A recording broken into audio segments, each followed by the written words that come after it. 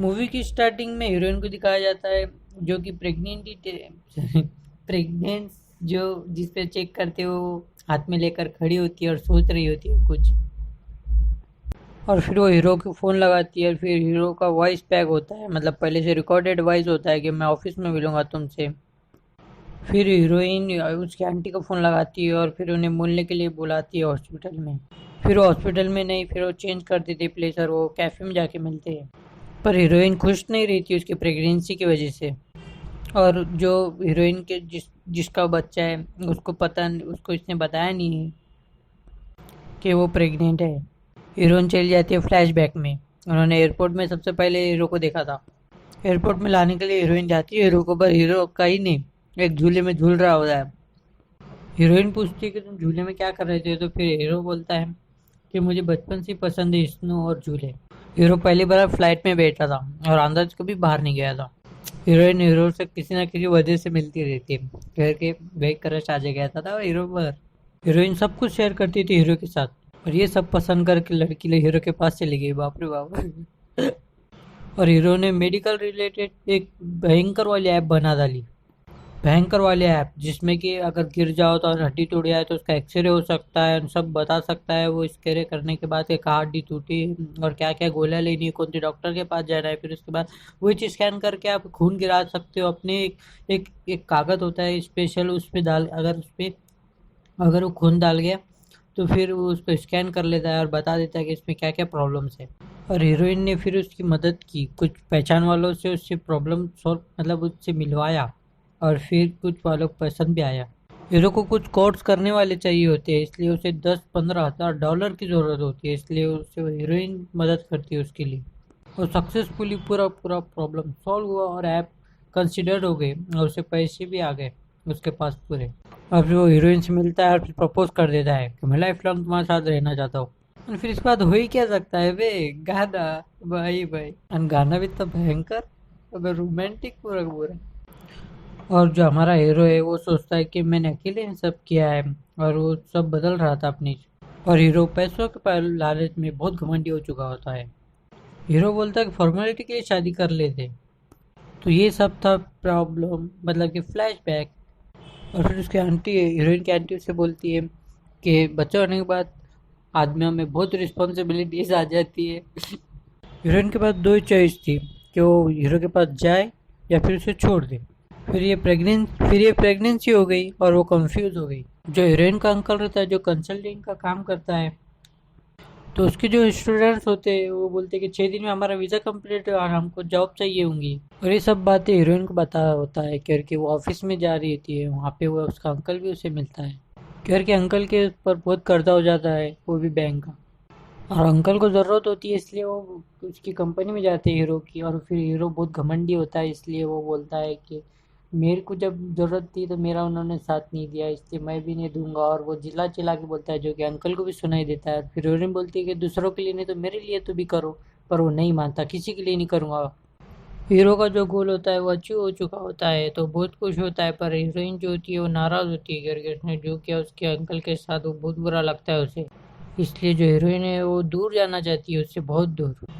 और फिर जैसे वो चिल्ला रहा होता है हीरोइन के ऊपर, और फिर सडन कॉल करती है हीरोइन और पता चलता है कि सुसाइड कर लिया है राव अंकल ने। फिर सडनली हीरो को कॉल आता है उसके जो पहले जो इन्वेस्टर था उसका, कि अभिराम के लिए, अभिराम पहले उन्होंने किया फीडबैक और फिर उसने मेरा दिमाग घुमा दिया पूरा का पूरा। और पछतावा हो रहा है अब हीरो को। फिर हम मूवी में देखते हैं कि जो हीरो है उसको सब कुछ याद आता है कि इतनी सारी बातें हैं, फिर उसका दिल बहुत जोर जोर से धड़कने लगता है। और फिर सडनली दिखता है कि उसकी आत्मा बाहर आ चुकी होती है और उससे कुछ कह रही होती है। और वो आत्मा नहीं, वो बोलता है कि मैं तुम्हारे अंदर की समझ हूँ। वो समझ बोलती है कि राव अंकल ने सब किया इसलिए तुम्हें गिल्ट फील हो रहा है कि मैं तुम उसे कुछ नहीं कर पाया उनके साथ में, मतलब कुछ उनके लिए नहीं कर पाया। फिर वो समझ बोलती है कि तुम वो अभी राम नहीं रहे इसलिए तो वो प्रिया तुम्हें छोड़ के चली गई। और हीरो बोलता है कि मैं ओनली एक ही इंसान हूँ जो मेरी सक्सेस के पीछे कारण हूँ, कि मैं, मेरे पीछे कोई नहीं था दूसरा। फिर समझ बोलता है इंडिया में है तुम्हारे 2002 के टाइम का एक जो इसने तुम्हारी सक्सेस के पीछे है। फिर इंडिया के नारायणपुरम में एक रेस चल रही होती है बोट्स की, कार में एक लड़की जा रही होती है तो उसे देखने के लिए फिर हीरो देर से तेज बोर्ड भगाता है जो कि उसको नहीं भगानी थी। मतलब उसका मूड नहीं था करके, वो जो प्लेयर है वो हॉकी का है और उसे बोट चलाने के पैसे मिल रहे थे इसलिए। और फिर वो सबसे आगे निकल जाता है सिर्फ वो लड़की को देखने के लिए, और वो जीत भी जाता है। और फिर उस कार में जो हीरोइन होती है वो तरबूज खा रही होती है। हीरो से देखते देखते पानी में गिर जाता है, और लड़का फिर एक बड़े आदमी के पास जाता है और फिर वो उसको कप देता है जीतने के लिए। तो उसकी लड़की को बोलता है कि पप ला के दो इसे, जो कि ट्रॉफी होती है। और फिर वो जैसी लड़की उसे ला के देती है, फिर लड़की एक उंगली से उस लड़के का हाथ को छूती है। और इस फ्लैशबैक में भी लड़का हीरो है, लड़की फिर फंस गई। फिर हीरो से निकनेम देता है पारू। और इन्हीं सब में हीरो उसको ट्यूशन लगाने लगता है, सॉरी पढ़ाने लगता है। हीरो का सपना होता है कि वो रेलवे में जॉब करके अपने पापा का सपना पूरा करूंगा और इंडिया के लिए खेलूंगा हॉकी। हीरोइन को कुकिंग अच्छी आती है, इसलिए लड़का बोलता है कि तुम कुकिंग कोर्स सीखो।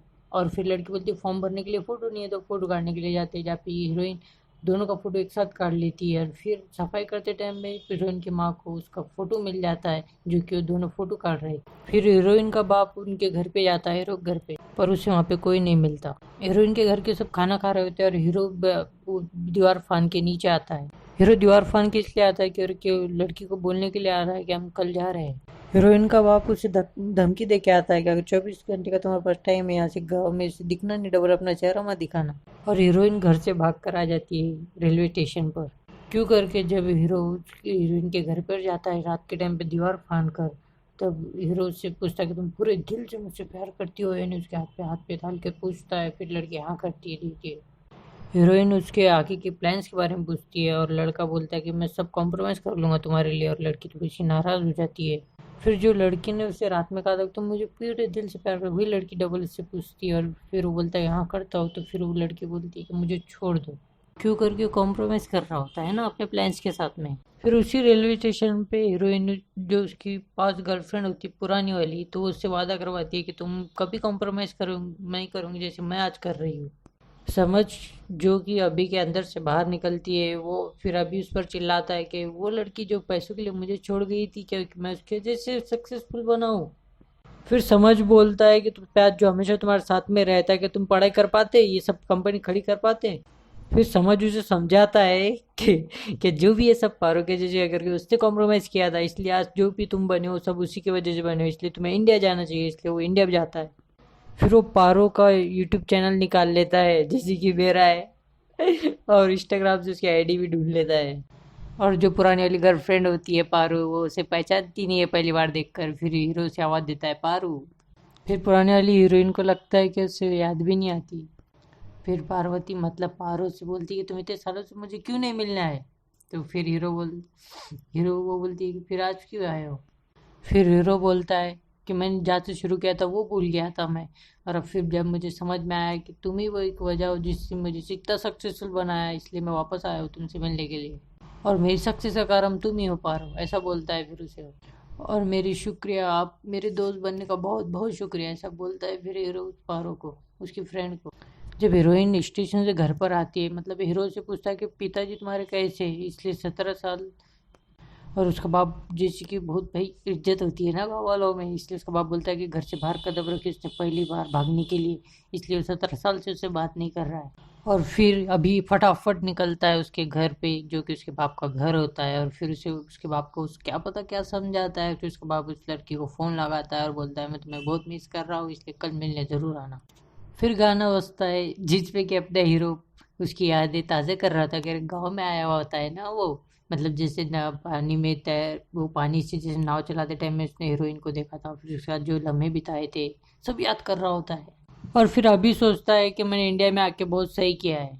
फिर अभी प्रिया को कॉल करने की कोशिश करता, पर प्रिया हमेशा कट कर देती है। और फिर पता चलता है कि वो अबॉर्शन करने के लिए जा रही गई है, और वो अभी नहीं कर रही होती, पर वो प्रॉब्लम सॉल्व हो जाएंगे ऐसा कोई आंटी बोल रही होती है उसे। और प्रिया नाराज होती है अभी से, वो मानने के लिए तैयार ही नहीं होती कि अभी बदल सकता है। अब वाइजैक में जहाँ पे उसने पढ़ाई की थी, वहाँ पे जहाँ पे उसे हाथ में मार लगा था, और अभी नहीं जाना चाहता करके वो इतना गुस्सा होता है जिसने उसे मारा था उससे, कि वो जैसे ही सामने आएगा उसी उसे मार देगा, ऐसा बोलता है।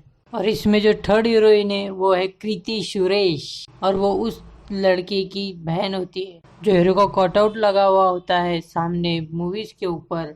तो वो बोलता है कि 135 फुट का है, तुम्हारा जो दूसरे का सामने वाली अपोजिट पार्टी का है वो 140 फुट का है, इसलिए वो हर जगह ढूंढ रहा होता है कि कटआउट कहाँ बनाया जाए इतना लंबा। और फिर जो 140 फुट का जो कटआउट होता है वो लोग उसे चुरा लेते हैं, और जो कटआउट चुराते हैं वो अभी राम का निकलता है, और वो उसकी के ऊपर दूध चढ़ाता करके उसके ऊपर खड़ा होता है ना, इसलिए उसे दिखता नहीं कि किसका कटआउट है। फिर उस जगह पर हमारे हीरो की एंट्री होती है। फिर उसी के ठीक सामने वो जो उसका दोस्त था उसका भी एक कटआउट वो निकालता है। और ये सब फ्लैशबैक होता है जब हीरो बताता है कि वो दुश्मन इसलिए बनाते करके जो उसकी प्यारी सी हॉकी स्टिक होती है जो उसके पापा ने उसे दी होती है, वो जो तोड़ देता है इसलिए उसका दुश्मन हो जाता है। और इतनी खतरनाक दुश्मनी होती है, हर बार हर साल में वो हमेशा एक ना एक झगड़ा करते ही रहते। और इधर कीर्ति सुरेश को अंदर से बोलो, मतलब वो होती है कि भाई अभिराम को मैं मुझे बताओ। और कृति सुरेश उसे राखी बांधती है रक्षाबंधन में, और उससे वादा करती है कि वो, और उसको ये बोलती है कि तुम उसे कभी नहीं मारोगे करके, वो मेरा भाई है। और कृति सुरेश का नाम इसमें चिन्नू होता है। फिर भी अभी उसे मारता है। और फिर हीरो बोलता है कि शिव जो सिस्टर होती है उसके ही रक्षा करनी होती हो, ना कि लड़के की, ना उसके भाई बहन या फिर उसके रिश्तेदार होगी। तो अब अभी बोलता है कि तुम जाके उसे बोलो कि वो मुझसे राखी बंधवाए, फिर मैं उसे नहीं मारूंगा। जो अभी की जो बनेली अभी भी बहन है चिन्नू, वो किसी लड़के को प्रपोज करती है, लड़का मना करता है, तो अभी जाके उसके साथ झगड़ा करता है कि तुम जाके उसे लव करो, तुम जाके उसे प्रपोज करो, उसके साथ मूवी देखो, उसके साथ सब कुछ करो, वो जो भी बोले वो सब करो। और मैच में जो मैच होने वाली होती है हॉकी की, उसमें सिलेक्टर्स आने वाले होते हैं। और जो चिन्नू चिन्नू का असली भाई होता है वो एक मैच में से 5 लोग बुलाता है जो उसे मारने वाले होते हैं अभी को, ताकि सिलेक्टर उसे सिलेक्ट ना कर पाए। पर ऐसा कुछ भी नहीं होता है करके चिन्नू सब सुन लेती है और अभी को जाकर बता देती है, और उसका प्लान फेल हो जाता है। और जो भाई होता है चिन्नू का सही वाला, वो इसलिए खेल रहा होता है कि वो सिलेक्शन ना करे, वो सिर्फ अभी को रोकना चाहता है। फिर भी अभी मैच जीत जाता है, और सिलेक्टर्स खुश होकर वहाँ से जा रहे होते हैं। और जो अभी का कोच होता है वो सीटी मारता है, और अभी वो चिन्नू के असली वाले भाई की तरफ भागते हुए जाता है, पर ऐसा लगता है जिसको मारने वाला, पर वो कुछ नहीं, वो हॉकी फेंक देता है और उसके गले लग जाता है दोनों उसके आंग में चढ़कर।